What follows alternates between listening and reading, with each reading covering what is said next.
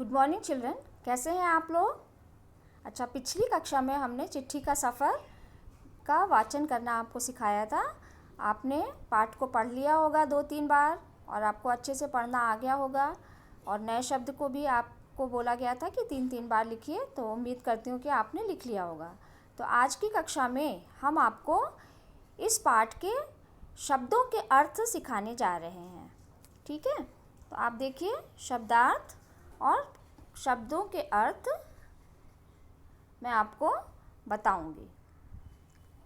इसमें पहला शब्द है निर्भर। निर्भर का मतलब है अवलंबित, आश्रित। दूसरा शब्द स्थान। स्थान का अर्थ है जगह। संदेश। संदेश का मतलब है सूचना। जवाब। जवाब का मतलब है उत्तर। इकट्ठा करना। इकट्ठा करना का मतलब है जमा करना। सातवां है भौगोलिक। भौगोलिक का मतलब है भूगोल संबंधी। आठवां पिन कोड।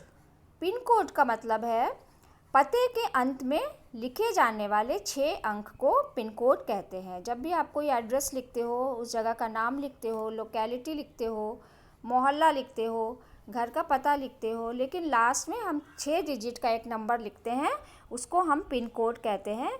उसकी मदद से ही पोस्टमैन जो है एरिया और जगह का पता करके आपके पत्र को पहुंचा देता है।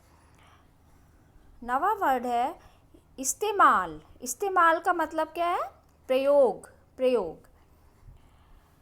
10वां निरंतर। निरंतर मतलब लगातार।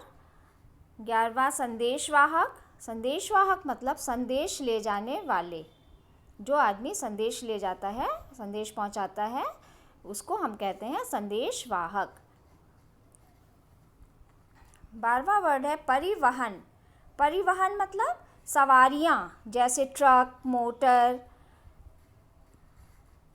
गाड़ियां, ये हो गए परिवहन। मतलब जिसमें हम एक जगह से दूसरे जगह पर जाते हैं या सामान लेकर के जाते हैं एक स्थान से दूसरे स्थान पर, उसे हम कहते हैं परिवहन।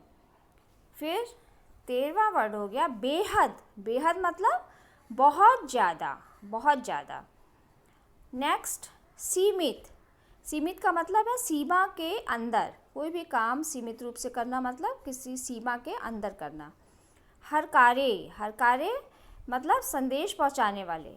पुराने समय में राजा महाराजा लोगों के पास हरकारे हुआ करते थे। जो व्यक्ति संदेश, राजाओं महाराजाओं का संदेश एक स्थान से दूसरे स्थान पर पहुंचाते थे, उनको हरकारे कहा जाता था। तो हरकारे मतलब संदेश पहुंचाने वाले। नेक्स्ट उपलब्ध होना। उपलब्ध होना मतलब प्राप्त होना। कोई चीज़ को प्राप्त करना।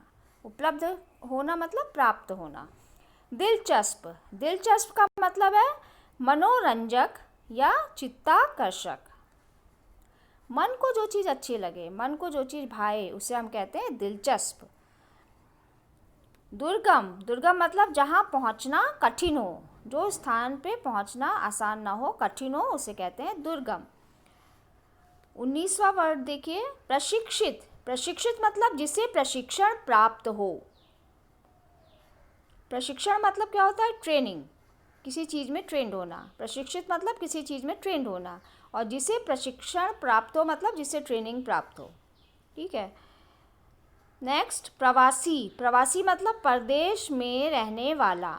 जो व्यक्ति परदेश में रहता है उसे कहते हैं प्रवासी।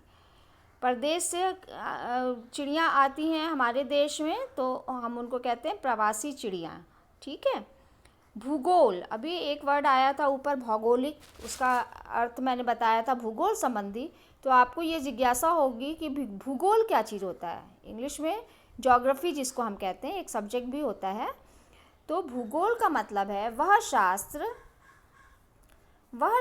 है, भूगोल वह शास्त्र है जिसके द्वारा पृथ्वी के ऊपरी स्वरूप और उसके प्राकृतिक विभागों जैसे पहाड़, नदी, झील, समुद्र, वन, मरुस्थल, पठार आदि चीज़ों का ज्ञान होता है, उसे हम भूगोल कहते हैं।